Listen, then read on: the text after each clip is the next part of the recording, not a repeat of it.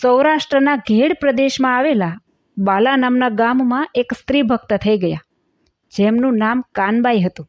બાલા ગામ પંચાળાથી નજીકમાં વસેલું છે. એ પંચાળા કે જ્યાં શ્રીજી મહારાજે અનેક સ્વરૂપે એક જ સમયે એક સંત અને એક પોતાનું સ્વરૂપ એ રીતે રાસલીલા કરેલી, જેનું કીર્તન આજે પણ શરદ પૂર્ણિમાના ઉત્સવ વખતે રાત્રે દરેક મંદિરે ગાવામાં આવે છે. આ બાલા ગામમાં શ્રીજી આશ્રિત ભક્તો વસવાટ કરતા હતા. સૌ ભક્તોએ સાથે મળીને શ્રીહરિને બાલા ગામમાં પધારવા પ્રાર્થના કરી. મહારાજ તો પોતાના પ્રેમી ભક્તોના કોડ પૂરા કરવા છેક અક્ષરધામથી પધારેલા છે, તો બાલા ગામ તો પધારે જ ને. મહારાજ સંતો ભક્તો સાથે બાલા ગામ પધાર્યા. ખૂબ જ ધામધૂમ, ઉત્સાહ, આનંદથી વાજતે ગાજતે મહારાજનું સામૈયું થયું. ભક્તોને થયું કે મહારાજ ગામમાં તો પધાર્યા, પણ દરેક ભક્તને ઘરે પધરામણી કરે તો ઘર સાથે સમગ્ર બાલા ગામની રજ પણ પાવન થઈ જાય ને. વળી આ ભોળા મનના ભક્તોની ઘરે ઘરે પધરામણીની વિનંતી મહારાજે સ્વીકારી લીધી. દરેક ઘરે વારાફરતી પધરામણી કરતાં કરતાં મહારાજ એક સામાન્ય કક્ષાના લાગતા સાધારણ સ્થિતિના ઘર તરફ આગળ વધ્યા. ઘરના આધેડ ઉંમરના વૈધવ્ય જીવન પસાર કરતા કાનબાઈ મહારાજનું અખંડ ભજન કરતા. કાનબાઈને મહારાજ મળ્યાનો કેફ હતો.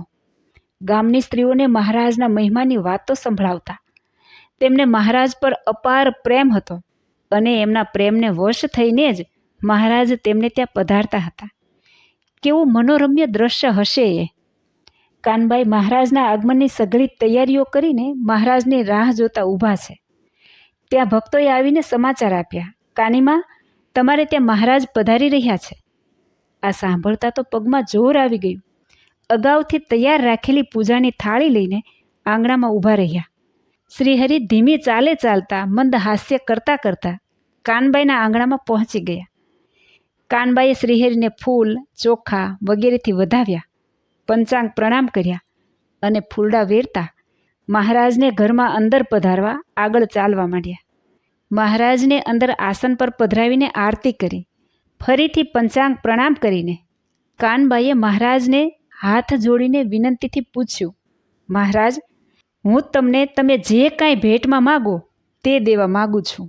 મહારાજે કહ્યું, શું તમે જે માગીશ તે આપશો? ડોશીમાએ કહ્યું, મહારાજ, આજે તો તમે જે માગશો તે આપીશ. મહારાજ કહે, તમને જે વહાલામાં પણ અતિ વહાલું હોય તે આપો. કાનબાઈ રાજી તો થઈ ગયા કે જેની પાસે સમગ્ર બ્રહ્માંડના દેવોને પણ હાથ ફેલાવવો પડે છે, તેણે આજે તેમના આંગણે આવીને કંઈક માગ્યું હતું. વહાલામાં વહાલું શું તે નક્કી કરવાનું હતું.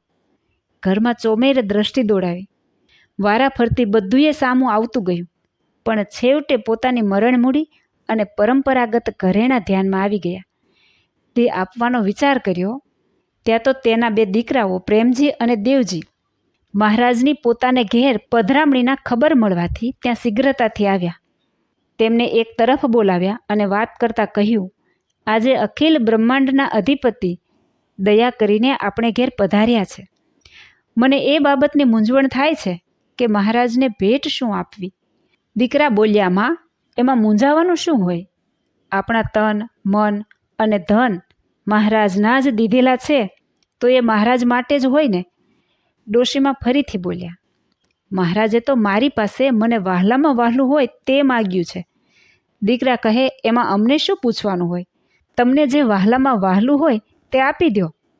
ડોશીમાં કહે, વહાલામાં તો અતિ વહાલું હોય એવા તો તમે બેય છો. હવે બંને ભાઈ સાથે બોલી ઉઠ્યા, તો એમાં તમે મહારાજને આટલી રાહ શા માટે જોવડાવો છો?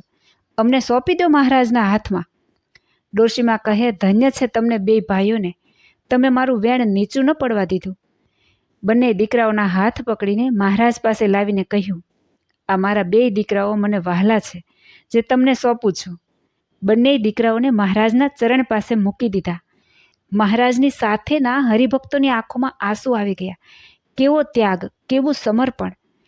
મહારાજે કાનબાઈના ત્યાગને બિરદાવતા કહ્યું, આ તમારો ત્યાગ તો અનન્ય છે. આ દીકરા તો અનેક મુમુક્ષુઓને કલ્યાણને માર્ગે લઈ જનારા થશે. તમે ત્રણેય ધન્ય છો.